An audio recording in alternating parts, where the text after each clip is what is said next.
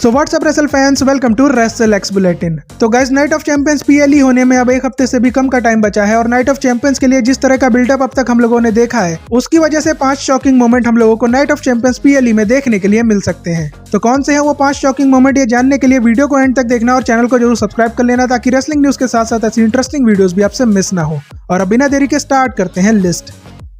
सबसे पहली शॉकिंग चीज जो हम लोगों को नाइट ऑफ चैंपियंस में देखने को मिल सकती है वो है फिन बैलर का डोमिनिक को धोखा देना। ऐसा इसलिए क्योंकि हम लोग ये जानते हैं कि डोमिनिक मिस्टीरियो का इंटरकॉन्टिनेंटल चैंपियन होना फिन बैलर को बिल्कुल भी पसंद नहीं है और अब तो लिव मॉर्गन भी डोमिनिक मिस्टीरियो की हेल्प करने के लिए नाइट ऑफ चैंपियंस में नहीं होने वाली है। तो अगर फिन बैलर डोमिनिक और एजे स्टाइल्स के मैच में डोमिनिक को धोखा दे देते हैं तो डोमिनिक एकदम अकेले पड़ जाएंगे और उनके हाथ से इंटरकॉन्टिनेंटल चैंपियनशिप भी चली जाएगी और फिर इसके बाद WWE फिन बैलर को जजमेंट डे का लीडर बनाकर डोमिनिक के साथ उनकी फ्यूड करा सकती है, जिसकी वजह से इनका मैच समर स्लैम में हम लोगों को देखने के लिए मिलेगा। और अब तो WWE इस मैच में लिव मॉर्गन का सरप्राइज रिटर्न भी प्लान कर सकती है, जिसकी वजह से नाइट ऑफ चैंपियंस में फिन बैलर का डोमिनिक मिस्टीरियो को धोखा देने के काफी ज्यादा चांसेस हैं। अगला शॉकर जो हम लोगों को नाइट ऑफ चैंपियंस में देखने को मिल सकता है वो है रैंडी ऑर्टन का हील टर्न। ऐसा इसलिए क्योंकि रैंडी ऑर्टन लगातार दूसरी बार king of the ring tournament के फाइनल में आ चुके हैं और हम लोग ये जानते हैं कि कोडी रोड्स को ही WWE रॉ पर जिताएगी, क्योंकि ओरिजिनल प्लान्स के अकॉर्डिंग कोडी रोड्स और जॉन सीना का रीमैच होना है समर स्लैम में, जो सभी ने पहले से ही प्रेडिक्ट कर लिया है। बट यहाँ पर ट्रिपल एच के पास मौका है चीजों को थोड़ा अनप्रेडिक्टेबल करने का, क्योंकि इस मैच में अगर कोडी रोड्स रैंडी ऑर्टन को रोल अप करके फाइनल जीत जाए और फिर जब ट्रिपल एच कोडी रोड्स को किंग ऑफ द रिंग का क्राउन देने के लिए आए, उसी टाइम रैंडी ऑर्टन पागल होकर कोडी रोड्स को ट्रिपल एच के सामने ही पेलना चालू कर दे और किंग ऑफ द रिंग के क्राउन को तोड़ फोड़ दे, तो ये बहुत बढ़िया रहेगा। क्योंकि रैंडी ऑर्टन के हील बनने के बाद ट्रिपल एच के पास भी मौका होगा समर स्लैम के लिए जॉन सीना, कोडी रोड्स और रैंडी ऑर्टन का ट्रिपल थ्रेट मैच कराने का, क्योंकि कोडी रोड्स और जॉन सीना का रीमैच देखने के लिए फैंस वैसे भी एक्साइटेड नहीं है। इसलिए अगर रैंडी ऑर्टन को इस मैच में इंक्लूड किया जाता है, वो भी हील बनाकर, तो फिर फैंस का इंटरेस्ट डेफिनेटली इस मैच में बढ़ जाएगा। इसी वजह से अगर ट्रिपल एच को समर स्लैम का मेन इवेंट बोरिंग होने से बचाना है तो रैंडी ऑर्टन को नाइट ऑफ चैंपियंस में हील जरूर बनाना चाहिए।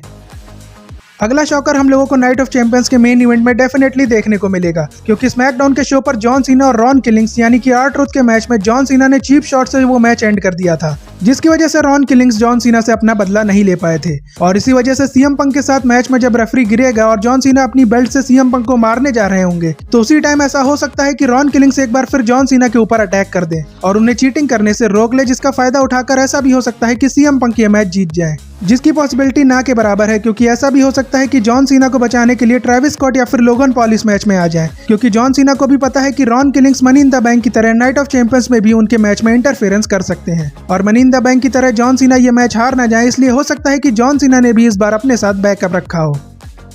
नाइट ऑफ चैंपियंस में जो अगला सरप्राइज हम लोगों को देखने के लिए मिल सकता है वो है सेथ रॉलिंस का money in the bank cash in करना, जिसके बारे में सेथ रॉलिंस पहले ही टीज कर चुके हैं कि वो CM पंक और जॉन सीना के मैच को टारगेट करने वाले हैं और ऐसा वो तब कर सकते हैं जब उन्हें लगे कि CM पंक ये मैच जीतने वाले हैं, क्योंकि CM पंक और सेथ रॉलिंस का वैसे भी 36 का आंकड़ा है। इसी वजह से जब CM पंक और सीना के मैच में ऐसा मोमेंट आएगा जहां पर सबको लगेगा कि CM पंक तो अब ये मैच जीत ही गया, तो उसी टाइम सेथ रॉलिंस के गुंडे वहां पर आकर CM पंक को रोकेंगे और पंक और सीना दोनों को पेलकर सेथ रॉलिंस के कैश इन करने के लिए परफेक्ट मोमेंट बनाएंगे और फिर सेथ रॉलिंस चैंपियन बन पाएंगे या फिर नहीं, वो तो आखिरी शॉकर के ऊपर डिपेंड करता है।